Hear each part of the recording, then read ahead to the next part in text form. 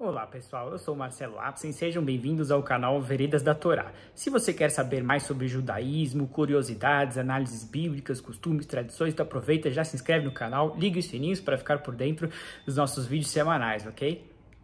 Hoje nós vamos dar continuidade à série bíblica do Gênesis ao Deuteronômio, certo? Nós estamos agora na terceira parte, falamos aí da criação do mundo, de Noé, e finalmente de Noé descendeu Abraham Avinu, certo? Abraão, o patriarca de vários povos. Interessante notar que a Torá, de repente, passou 1.600 anos da criação, certo? Só no Bereshit, na primeira porção ali, passam-se 1.000 anos. E de repente agora a gente vai, slow down, vamos um pouquinho mais devagar, a gente vai acompanhar muito bem a vida de Abraão aqui, Abraham Avinu. Por quê? Né?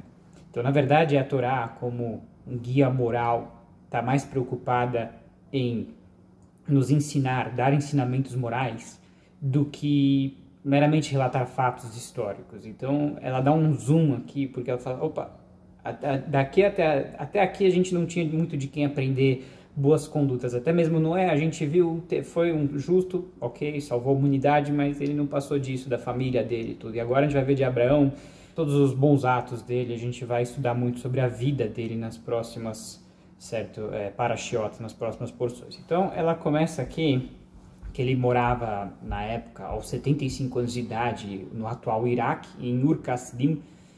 Não sei se existe ou não existe mais essa cidade, mas seria Ur, vem de fogo, né? Kasdim, dos caldeus, então fogo dos caldeus, porque lá tinha esse povo ali, enfim, lá ele foi também jogado numa fornalha, vivo, e saiu ileso, um milagre, realmente. Então vamos começar aqui, começa o primeiro versículo, Vayomer Adonai el Abram lech lecha me'artzecha me'olatecha me'beit avicha el haaretz asher areka, em hebraico, no original.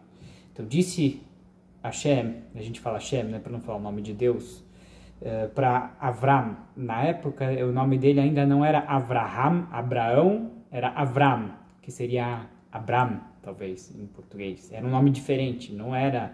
Ele ainda não se chamava Abraão. Lech lecha. É muito interessante essa expressão, porque está dizendo... Não está simplesmente dizendo, vai, sai da tua terra. Ele falou, vai para você. É uma expressão que a gente vai comentar um pouquinho.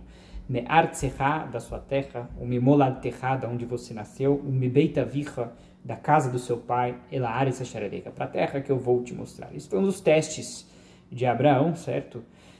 Chegar de repente a 75 anos de idade, por mais que Deus mandou, mas larga tudo que você tem aí, sua casa, aos 75 anos de idade, e vai lá para a terra. Qual terra? Aquela que eu vou te mostrar.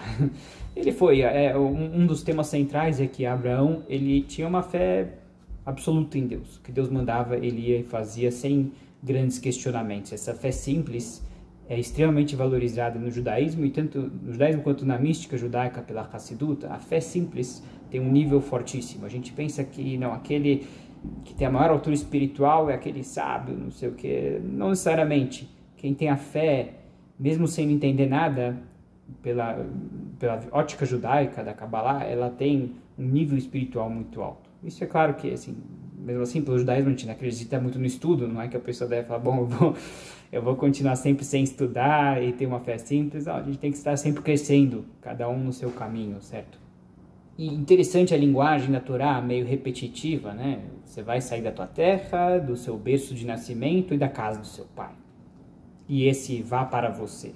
Então, na verdade, aqui Deus está não só mandando ele sair de lá, mas sair espiritualmente, mentalmente daquele estado de exílio que ele estava, certo? E se abrir a sua cabeça para novas ideias. Ali ele estava num lugar de idolatria e o monoteísmo era a grande inovação da época. Então Deus está instruindo ele, olha, você vai ter que esquecer as coisas que você aprendeu, toda aquela bagagem ali que está te prendendo, tenta soltar ela. E ele fala, eu vou te fazer um povo grande, eu vou te abençoar, você vai ser uma bênção, no sentido de que, como assim, você vai ser uma bênção? Nós judeus usamos, não é que a gente reza para ele, o nome dele aparece muitas vezes nas nossas rezas, o Deus de Abraão, certo? Então ele vai compor muitas das bênçãos da liturgia judaica. E ele então ele juntou a sua família, certo? A sua esposa, o seu sobrinho, e ele não tinha filhos aos 75 anos de idade, todas as suas posses, e ele foi para a terra de Canaã, e Deus ordena ele a percorrer a terra. Isso pelo judaísmo é uma espécie de um ritual que simboliza a aquisição da terra. E logo que ele chegou, teve fome, ele teve que ir para o Egito. Não foi tão simples assim, chegou e já tinha a mesa posta e tudo. Ele sofreu, não foi fácil, a fé dele foi testada.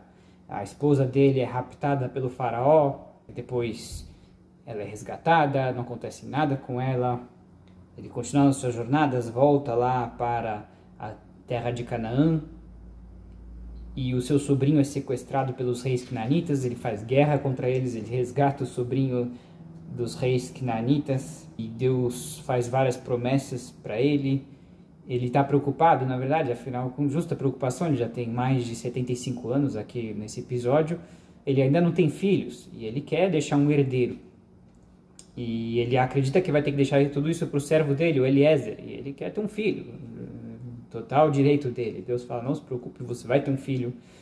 E ele faz um pacto com Deus, e Deus anuncia para ele que o povo dele, que vai descender dele, vai ser escravo numa terra que não vai ser deles por 400 anos, mas de lá eles vão sair com grandes posses, aquilo vai, a saída do Egito, né? Ou seja, os judeus foram escravos no Egito, Deus já estava anunciando que eles seriam escravos no Egito por 400 anos, na prática foi 220, a gente vai chegar lá.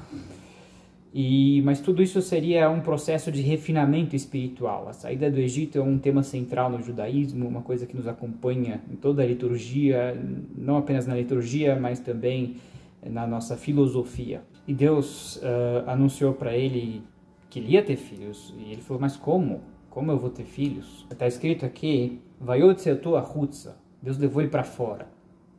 Deus levou ele para o jardim da casa, para o deserto. Deus levou ele para fora das estrelas, para fora do destino, né? Ele falou, olha, está escrito nas estrelas, Abraham não vai ter filhos, mas Abraham, ele vai ter filhos. Existe, por um lado, o conceito judaico de destino, por outro, a gente sempre acredita nessa possibilidade de você refazer seu destino, de rezar para Deus e alterar a natureza, e de poder reverter um decreto negativo. De fato, existia esse decreto. De fato, os astrólogos talvez ali previam, não, você não vai ter filhos. Mas ele não ia, mas o outro nome, ele com o seu outro nome, o seu outro eu, sim, ele teria. Interessante aqui comentar. E a Sarai, ela não tinha filhos, então ela ofereceu a serva dela, Hagar, como esposa para Abraão. E Abraão se casou com ela, dela saiu Ismael, que a gente considera como patriarca dos árabes. E aí podem pensar, poxa, preconceito, não sei, era uma serva. Olha, quem dera muitos de nós tivéssemos esse nível dessa serva, que viu 4 anjos seguidos. Ela tinha um nível espiritual elevadíssimo. Às vezes a gente olha para os personagens e fala, não parece que é uma grande personagem, não. Aqui a gente vê, ela teve várias revelações de anjos, porque de fato não foi fácil para ela. Ela foi expulsa de casa, obviamente que acaba tendo uma rixa ali, 2 mulheres, um marido, tanto que hoje em dia pelo judaísmo é proibido o homem se casar com mais de uma esposa, certo? Isso foi um decreto dos rabinos de mais de 1000 anos, querendo ou não pode gerar atritos, como a gente vai ver aqui em várias das porções bíblicas, certo? E aqui não é diferente. E aí ela foi expulsa pela Sará, mas aí Deus cuidou dela, Deus também garantiu que ela ia ter um povo muito grande, muito poderoso. Aqui a gente ainda não chega na expulsão dela, isso vai ser para as próximas porções. Aqui o que sim acontece é que Deus quer dar o pacto dele para Abraão, certo?